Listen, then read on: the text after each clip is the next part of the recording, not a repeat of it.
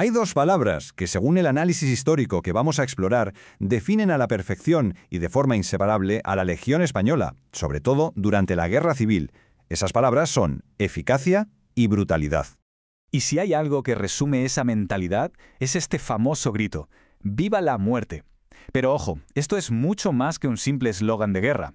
Es la clave, la esencia misma de una ideología que no solo aceptaba la violencia, sino que la glorificaba, la ponía en un pedestal. Para entender bien de dónde sale todo esto, vamos a seguir un recorrido muy claro. Primero, veremos esa mezcla de eficacia y brutalidad. Después, iremos a sus orígenes en la guerra colonial. Seguiremos con su campaña de terror ya en la península, analizaremos las raíces de esa crueldad y, para terminar, hablaremos de la herida que todo esto dejó en la memoria. Vamos con la idea central del análisis, que es la verdad muy contundente, y es que en la Legión la efectividad militar y la crueldad no eran dos cosas que iban por separado, no. Eran una y la misma cosa. Eran, por así decirlo, las dos caras de la misma moneda. Su increíble destreza en combate alimentaba su brutalidad, y a la vez su brutalidad los hacía aún más efectivos.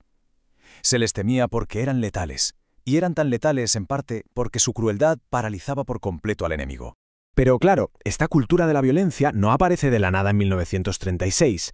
Para encontrar sus raíces, la fuente nos dice que hay que irse bastante más atrás, a las durísimas guerras coloniales en Marruecos. Pensemos en esto. La Legión se funda en 1920 y pasa más de una década curtiéndose en un entorno de guerra total, sin reglas, donde todo valía.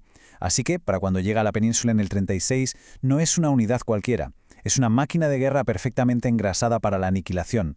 Y toda esa experiencia en el campo de batalla no fue solo práctica, no, forjó una auténtica ideología. Con líderes como Franco o Millán Astray, la brutalidad no era un daño colateral, era el objetivo principal. Esta ideología de aniquilación se convirtió literalmente en su seña de identidad. Muy bien, con esta mentalidad ya forjada a fuego en África, la Legión desembarca en la península. Vamos a ver ahora cómo se tradujo esa ideología en el campo de batalla español. Como la punta de lanza del avance sublevado desde el sur, su misión era doble. Por un lado, conquistar territorio, y por otro, sembrar un pánico que hundiera la moral del enemigo. De ahí que el análisis hable directamente de un reguero de terror. Y ese reguero de terror dejó huella en el mapa. El análisis identifica estos lugares como epicentros de la violencia: Badajoz, Talavera, Toledo, el Frente de Madrid. Cada uno de estos sitios fue un escenario donde la Legión desplegó su particular forma de hacer la guerra. Y de todos estos episodios, hay uno que se convirtió en el símbolo más oscuro de su avance: la masacre de Badajoz. Un evento que por sí solo resume el horror que la Legión era capaz de desatar. Las cifras exactas, siempre varían un poco, según la fuente, pero todas apuntan a la misma escala aterradora. Aquí no estamos hablando de decenas, ni siquiera de cientos, estamos hablando de miles de víctimas. Un mensaje de terror clarísimo enviado al resto de la España republicana. Y no fue el caos de la batalla, para nada. El análisis detalla que había un método: ejecuciones sumarias en la Plaza de Toros, fusilamientos masivos de defensores y civiles, saqueos sistemáticos. Fue, en definitiva, una represión calculada, no una violencia fruto del azar. Hasta ahora hemos visto el qué. Pero la pregunta inevitable es, ¿por qué? ¿Cómo se puede llegar a este nivel de atrocidad? Pues bien, según el análisis, no fue una casualidad. Fue más bien un diseño. La fuente lo que identifica es una especie de tormenta perfecta, una combinación de 4 factores. Por un lado, una doctrina de guerra total que traían aprendida de África. Por otro, un odio ideológico que deshumanizaba al enemigo, al que veían como la anti-España. Tercero, una impunidad total, garantizada por los mandos. Y por último, la propia composición social de la tropa, que atraía voluntarios para los que la violencia era a menudo una forma de vida. La conclusión, la verdad, es escalofriante.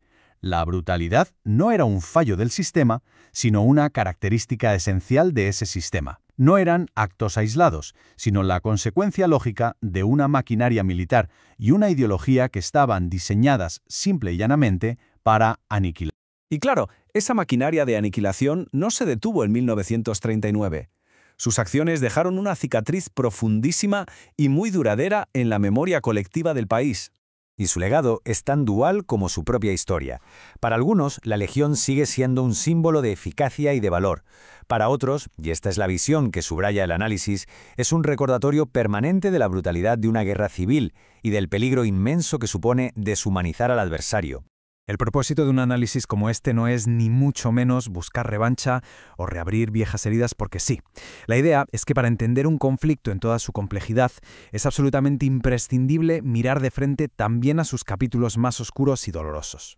Y terminamos con esto, con una pregunta que va mucho más allá de la historia y que resuena de hecho hasta el día de hoy.